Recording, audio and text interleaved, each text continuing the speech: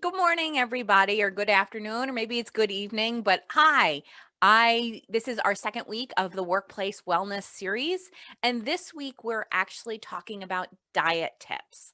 So, regardless of what shift you work, there are three simple tips that can help anybody kind of bring in that diet a little bit more and have a healthier eating habits. We know diet is huge. We know how much food matters, especially now amid COVID. We have realized that we need to start taking better care of ourselves. I have gotten more calls since COVID about diabetes management and how do I manage my blood sugar. And we're going to be talking about three simple tips to manage and improve our diet. So the first one is skipping meals. This was really big and it was actually something when I started working in the manufacturing industry I did not expect. I didn't expect the workforce to be skipping meals as often as they did. I was finding a lot of people were skipping both breakfast and lunch, which is insane. And they were eating one meal a day. And, when we start skipping meals like an Olympic sport at this level, and even just skipping one meal on a regular basis, it keeps our blood sugar unstabilized. We get a lot of really high blood sugar and a really low blood sugar. And whenever our blood sugar is not stabilized, that causes issues. It can cause brain fog. It can cause just not feeling well. It affects your mood, your thought process, how you function. All of that is controlled by blood sugar. But the biggest thing is when our blood sugar is unstabilized for an extended period of time. That can actually lead to type 2 diabetes.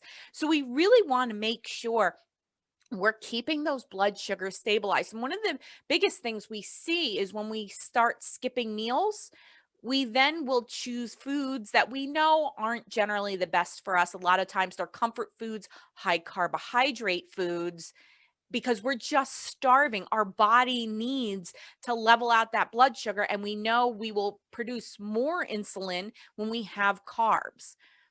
So it's this high low effect and we don't want that. We want our blood sugar to kind of stay stabilized. And we can do that simply by eating on a regular basis and choosing good food choices. Now, one of the things I know, especially in the manufacturing industry, if you are on the plant floor, a lot of times you get 30 minutes. And it wasn't until I was working with a group of people that I realized that 30 minutes is not a lot of time, especially in this one facility I was working with. They actually had to take their coveralls off before they went to the break room. And for some guys that have limited mobility, removing those boots to remove your coveralls, it's a task. So a lot of them were not even going and having lunch because they simply didn't want to have to remove everything to put it back on. And that was huge. I mean, they're not eating lunch because they don't want to remove coveralls. And we had to work with them to find a solution. But one of the good things is, especially if you're on a short time frame for lunch, bars, shakes, these are great options that you can utilize. There are tons of high protein bars. When you are limited on time, I would really focus on your protein levels. Your protein levels will help stabilize that blood sugar. Protein will release some insulin, but it's not like a quick insulin.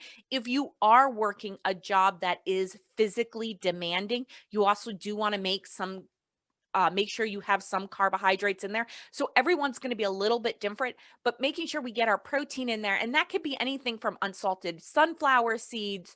If nobody in your facility has a peanut allergy, you could use peanuts or nuts, almonds, whatever you have the availability to utilize, but definitely making sure we're not skipping those meals and eating.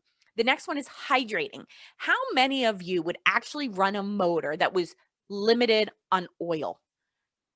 Most of you wouldn't. You would never consider running a motor that didn't have enough oil. Well, when we run our bodies, when we don't have enough hydration, it's exactly the same thing. It is taxing. So making sure we're getting the appropriate amounts of water in, you know, the recommended daily limit is 8 glasses of 8 ounces a day.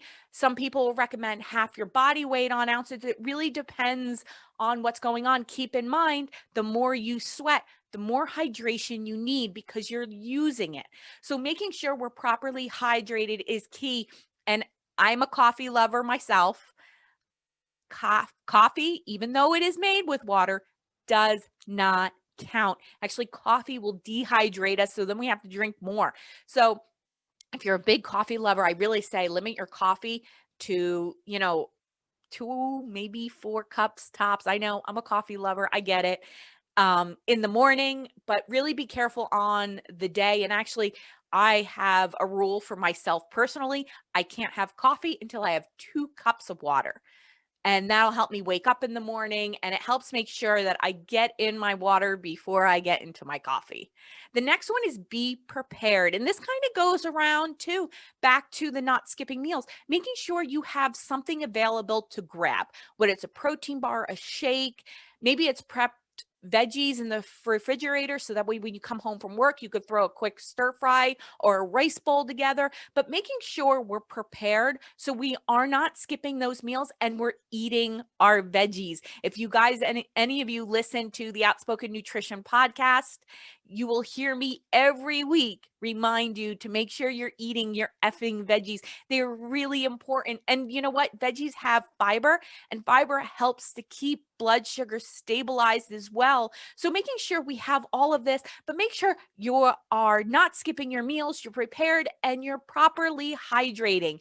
Those are my 3 top tips to a better dietary lifestyle. I hope you guys enjoyed this. Please share it with your workforce, whether it's in a safety debriefing or your newsletters. Make sure it's getting shared. And if you have finding yourself with extra wellness dollars at the end of the year, I know we are really coming into the end of the year, but reach out to me. Let's see what we can do to utilize those wellness dollars and get your employees healthier. I hope you guys have a great holiday season, and I'll talk to you all next week.